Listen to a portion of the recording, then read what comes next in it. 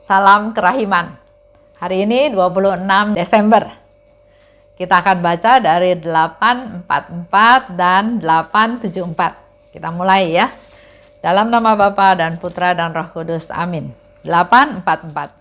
Selepas tengah hari, Suster K datang dan membawa aku pulang untuk berlibur. Aku sangat bahagia berhimpun kembali dengan kongregasi. Sementara berkendara lewat kota, aku membayangkan kota ini sebagai Bethlehem. Ketika menyaksikan semua orang serba tergesa-gesa, aku berpikir siapa yang hari ini masih meluangkan waktu untuk bermeditasi dalam ketenangan dan keheningan mengenai misteri yang tak terselami ini. Oh perawan yang murni, hari ini engkau menempuh perjalanan jauh. Dan demikian juga aku. Aku merasa bahwa perjalanan hari ini memiliki suatu makna. Oh perawan yang cemerlang, murni laksana kristal yang sepenuhnya tenggelam dalam Allah. Aku mempersembahkan kepadamu kehidupan batinku. Aturlah segala sesuatu supaya kehidupan rohaniku dapat menyenangkan putramu. Oh bundaku, betapa berkobar keinginanku agar engkau memberikan diriku kepada bayi Yesus dalam misa malam Natal. Dan aku merasakan kehadiran Allah yang sangat nyata dalam lubuk hatiku, sehingga hanya dengan kekuatan kehendak yang kokoh, aku dapat menahan sukacitaku untuk tidak menunjukkan secara lahiriah apa yang sedang terjadi dalam jiwaku. 874. Maria perawan yang tak bernoda, bawalah aku ke bawah perlindunganmu yang istimewa dan jagalah kemurnian jiwa, hati dan tubuhku. Engkaulah model dan bintang pemandu hidupku. 844 di situ dikatakan selepas tengah hari Suster K. Yang dimaksud di sini adalah Suster KJ Nata Maria Bartschowik. Suster tersebut menjemput Suster Faustina datang berlibur. Jadi pada waktu itu Suster Faustina sudah ada di rumah sakit. Tapi Suster KJ Natana ini datang menjemput Suster Faustina untuk berlibur. Suster ini juga termasuk suster yang tinggal bersama dengan Suster Faustina di Warsawa dan Krakow. Dan ternyata Suster KJ Tana ini juga menjadi saksi waktu proses Suster Faustina dalam pengumpulan informasi ya. Dalam kehidupan Suster Faustina itu dia suster yang bagaimana, apa aktivitasnya, apa yang dikatakan, apa yang dilakukan. Jadi suster ini merupakan salah satu saksi yang diminta dalam pengumpulan informasi. Suster Faustina gembira karena bisa bersatu dengan teman-teman di kongregasi. Karena selama dia sakit, dia ada di rumah sakit. Jadi waktu dijemput berlibur bertemu dengan suster-suster dalam kongregasi, dia sangat sukacita, sangat bergembira. Dalam perjalanan, dia melihat kota. Jadi dia melihat satu kota lewat ya, dan membayangkan bahwa kota itu adalah kota Bethlehem. Yang dia bingung adalah kok orangnya serba tergesa-gesa. Mungkin kita bisa bandingkan juga ya dengan orang-orang yang ada di kota Jakarta. Kalau kita pergi, apalagi pagi hari ya, kayaknya semua orang sudah sibuk dengan dirinya sendiri. Ada yang bergegas pergi ke kantor, naik mobil, naik motor, cari kendaraan, dan seterusnya ya. Tapi mereka semua bergegas untuk satu aktivitas yang harus dia lakukan. Beda barangkali dengan kalau kita ada di pegunungan atau ada di desa. Kita bisa melihat mereka pergi ke sawah, dia mencangkul, membawa cangkul, ya, memanggul cangkul, dia bekerja, dia juga tenang-tenang. Itu yang kita lihat dalam perbedaan. Atau contoh pernah saya pergi ke Jepang ya, dibawa oleh anak mantu saya ke satu daerah bukan perempatan ya, mungkin itu segi 6 atau apa namanya saya lupa. Itu ramai sekali orang nyebrang dari kanan ke kiri, dari sana, dari depan. Wah luar biasa. Katanya itu memang tempat penyeberangan yang paling ramai.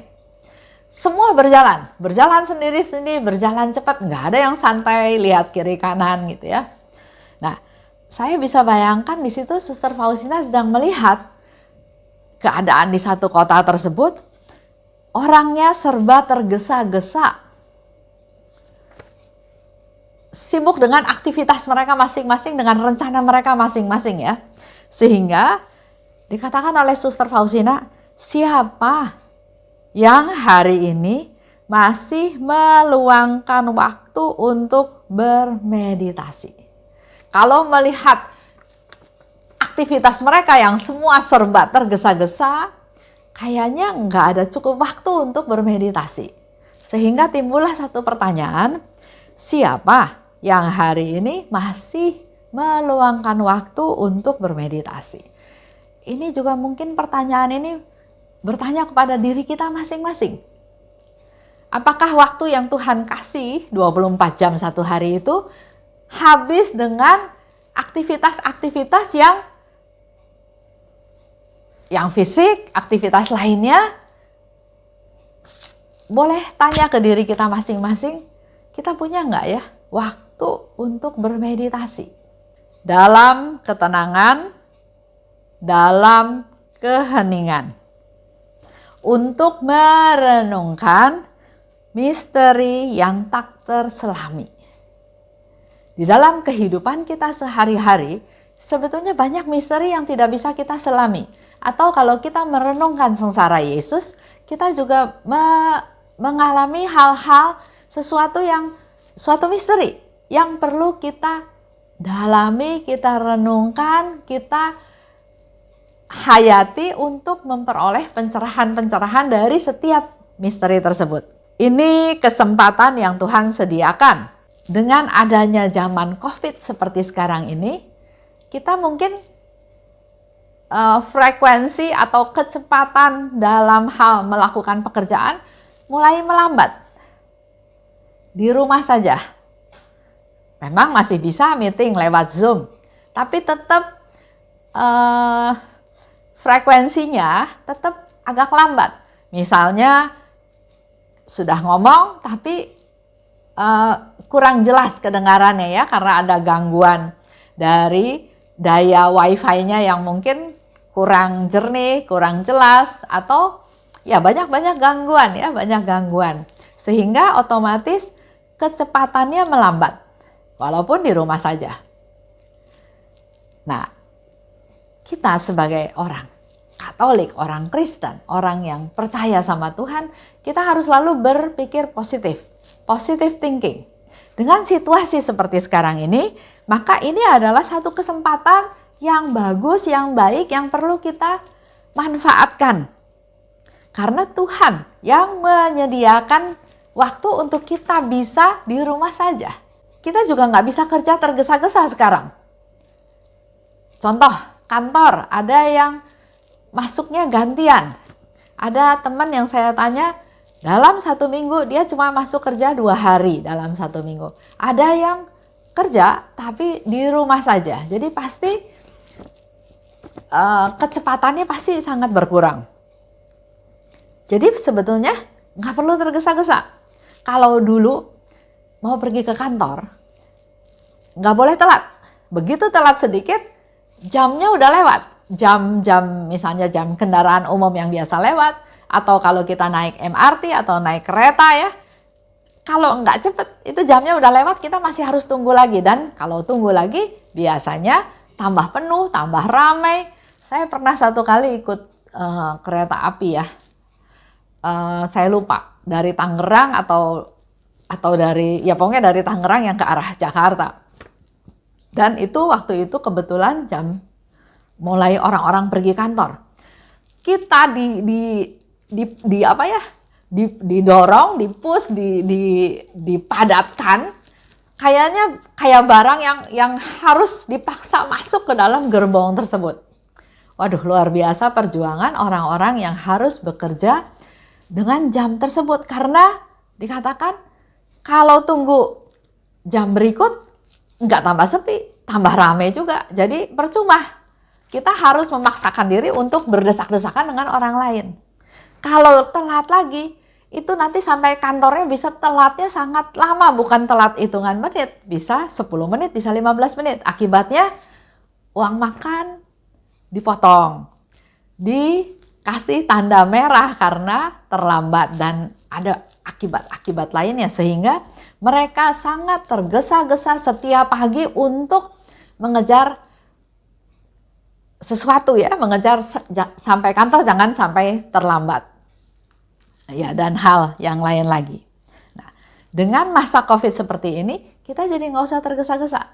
Kita nggak buang waktu untuk transport dari rumah ke kantor, karena kita bekerja di rumah saja. Dan jaringan-jaringan sudah tersedia, sehingga kita tinggal klik dan kita bisa berbicara dengan berbagai pihak di tempat yang mana saja. Jadi ada positifnya, banyak juga positifnya. Contoh kayak menantu saya juga ya, kalau dia kasih seminar, dia perlu ada waktu untuk perjalanan, perlu waktu untuk preparation, perlu waktu untuk setelah memberikan seminar juga ada waktu lagi yang harus disiapkan setelah memberikan seminar, yang mungkin tanya jawab atau temu kangen dengan penggemarnya. Tapi sekarang dengan masa COVID seperti sekarang ini, dia juga banyak menghemat waktu perjalanan, juga preparationnya dia bisa lakukan di rumah. Pada saat jam memberikan seminar on, dia bisa langsung memberikan seminar. Jadi setiap kejadian, situasi selalu ada positifnya. Yang penting kita mencoba menggali apa positifnya. Nah, kembali lagi, tadi dikatakan inilah kesempatan yang Tuhan sediakan untuk kita belajar bermeditasi. Belajar hening, belajar diam di hadapan Tuhan. Dan Suster Faustina katakan, merenungkan misteri yang tak terselami.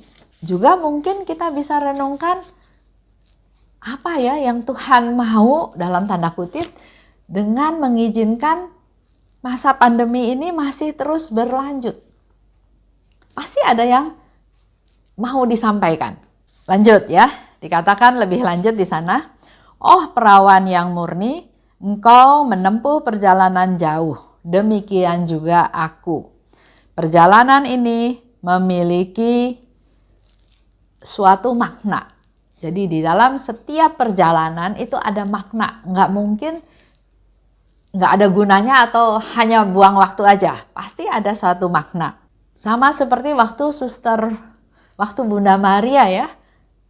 Ada peraturan harus melakukan cacah jiwa dan dia harus pergi ke tempat asalnya. Itu juga ada suatu tujuan, bukan nggak ada tujuannya. Begitu pula dengan hidup kita seperti sekarang ini. Masa pandemi, COVID yang belum selesai. Sementara kita kiri kanan dengar yang COVID makin banyak dan seolah-olah makin dekat ya. Bahkan ada teman saya, teman komunitas, dia sudah kena COVID, sudah sembuh, tapi bisa kena lagi. Jadi kita memang betul-betul harus menjaga kesehatan kita. Jangan sampai ketularan. Tapi kalau sudah ketularan, sudah kena, kita harus berusaha sedemikian rupa supaya sembuh, sehat, dan lebih berjaga-jaga lagi supaya jangan kena COVID lagi. Oh perawan yang cemerlang, murni laksana kristal. Aku mempersembahkan kepadamu, Bunda Maria, kehidupan batinku. Ini menjadi sesuatu langkah dari Suster Faustina mempersembahkan kehidupan batinnya kepada Bunda Maria. Aturlah segala sesuatu supaya kehidupan rohaniku menyenangkan putramu. Jadi dalam hal ini Suster Faustina berharap mengandalkan Bunda Maria untuk mengatur kehidupan batinnya supaya apa yang dilakukan oleh Suster Faustina menyenangkan Yesus, menyenangkan putramu. Itu dikatakan kepada Bunda Maria. Betapa berkobar aku ingin agar engkau, Bunda Maria, menyerahkan aku pada bayi Yesus dalam misa malam Natal. Ada satu keinginan dari Suster Faustina mempersembahkan dirinya kepada Tuhan Yesus. Aku merasakan kehadiran Allah yang sangat nyata dan berusaha sedemikian rupa tidak sampai menunjukkan secara lahiriah apa yang terjadi. Ada orang yang mengalami sesuatu, dia langsung bercerita. Ya, wah, saya melihat cahaya terang, saya melihat Yesus berjubah putih datang menghampiri saya. Ada banyak juga ya. Tapi dalam hal ini Suster Faustina berusaha menyimpan peristiwa ini sedemikian rupa supaya jangan sampai secara lahiriah bisa diketahui oleh orang sekitar. Dia menjaga dengan sangat keep secret ya, rahasia. Dia berusaha sedemikian rupa untuk tidak menampilkan. 874 ini satu ajakan dari Suster Faustina untuk kita berdoa. Dan saya juga mau tutup pertemuan hari ini dengan doa dari 874 seperti yang dikatakan oleh Suster Faustina. Kita doa ya bersama-sama. Dalam nama Bapa dan Putra dan Roh Kudus, amin. Maria, perawan yang tidak bernoda, bawalah aku ke bawah perlindunganmu yang istimewa. Dan jagalah kemurnian jiwa, hati, dan tubuhku. Engkaulah model dan bintang pemandu hidupku. Dan terimalah salam kami, ya Bunda. Salam Maria, penuh rahmat, Tuhan sertamu.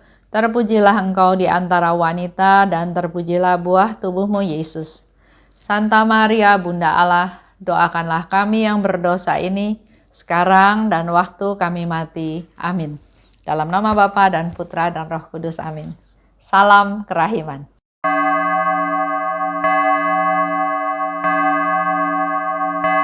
Hatiku dipenuhi sukacita ketika Bunda Maria datang.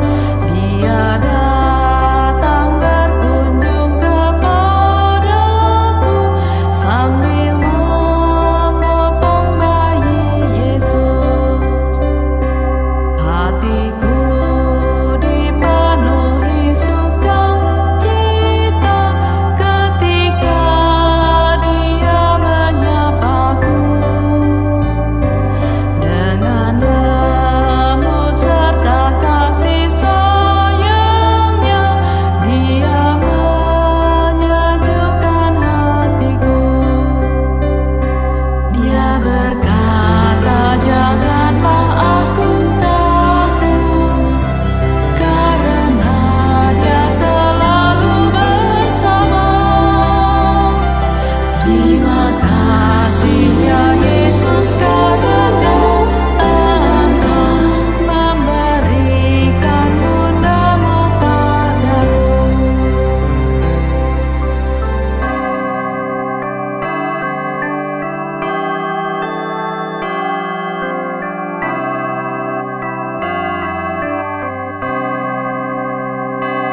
Hatiku